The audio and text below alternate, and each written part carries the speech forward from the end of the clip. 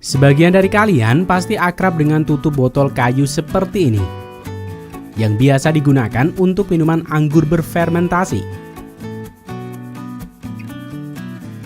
Kita mungkin pernah menontonnya berulang kali di film-film Hollywood untuk adegan romantis. Namun pernahkah kamu bertanya, bahan dari tutup botol ini? Tutup botol kayu ini berasal dari pohon cork yang kebanyakan tumbuh di negara Portugal. Selain itu, pohon ini menjadi pohon nasional yang dilindungi oleh undang-undang yang ketat sejak tahun 1209. Walau jika kebun pohon ini milik kamu, jika tidak mematuhi peraturan dapat membuat kamu berakhir di penjara.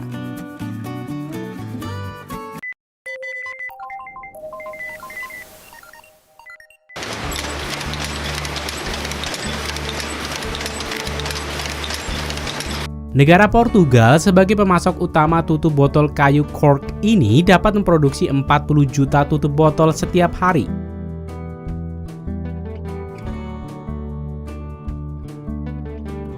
Pohon gabus atau cork yang digunakan kulitnya untuk tutup botol wine adalah pohon yang dilindungi oleh peraturan Portugal sejak tahun 1209.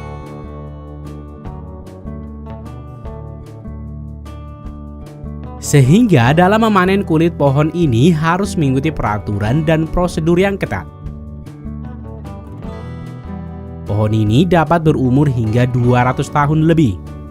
Petani hanya dapat memanen untuk pertama kali adalah setelah pohon berumur 15 tahun. Setelah itu, setiap pohon hanya boleh dipanen setiap 9 tahun.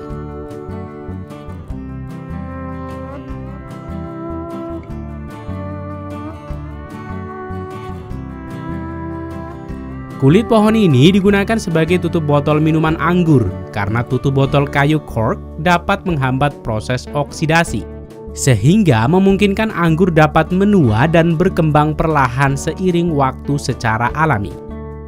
Hal ini terjadi karena gabus berkualitas memungkinkan sedikit oksigen ke dalam anggur.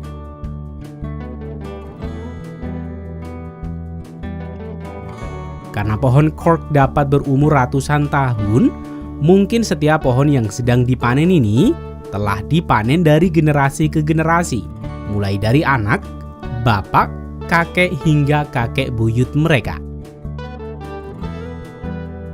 Walau terlihat mudah, pekerjaan ini terhitung susah, terutama bagaimana cara pekerja memanen tanpa melukai dari pohon cork ini.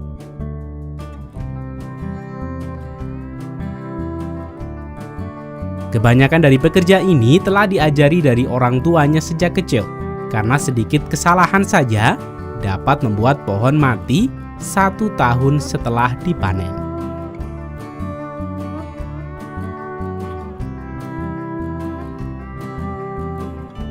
Walau sudah dilakukan ratusan tahun, hingga saat ini proses pemanenan kulit cork ini masih dilakukan secara manual. Biasanya para pria selalu bekerja dalam tim yang terdiri dari 2 orang. Pertama, mereka menebang pohon seperti penjahit. Mereka menggambar pola pada pohon dengan beberapa potongan untuk membuka kulit cork. Ketika mereka melempar kapak, mereka juga memutar tangan untuk membuka struktur kulitnya. Setelah itu, dengan sisi mata pisau mereka akan membuka dan memisahkan kulit dari pohonnya. Ketika banyak alat modern mulai diperkenalkan, petani cork pernah mencobanya, namun tidak berhasil. Sehingga hingga sekarang ini, satu-satunya peralatan yang berubah adalah tangga yang mereka gunakan.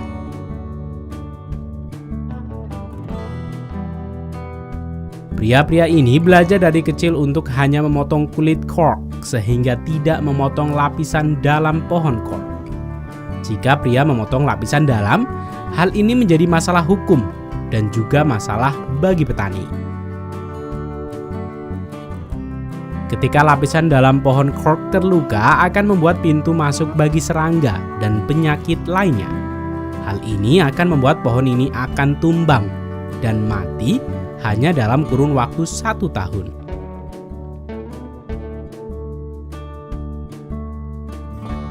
Sekali pohon ditebang, pohon ini tidak akan ditebang lagi 9 tahun kemudian. Ini membuat kulit kayu tetap sehat dan tradisi panen tetap hidup untuk generasi mendatang.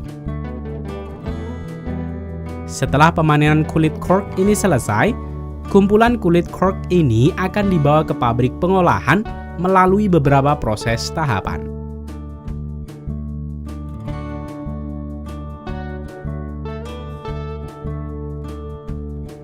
Pertama, kulit mendapatkan treatment untuk dipres untuk meluruskan teksturnya.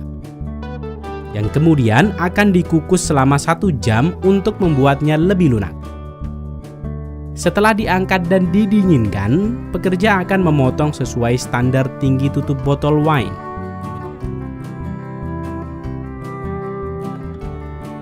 Kemudian diteruskan dengan pekerja akan melubangi sisi kulit cork ini. Pada proses ini, tutup botol wine telah terbentuk. Namun sebelum sampai ke pabrik wine, tutup botol ini akan kembali dikukus dan melewati quality control.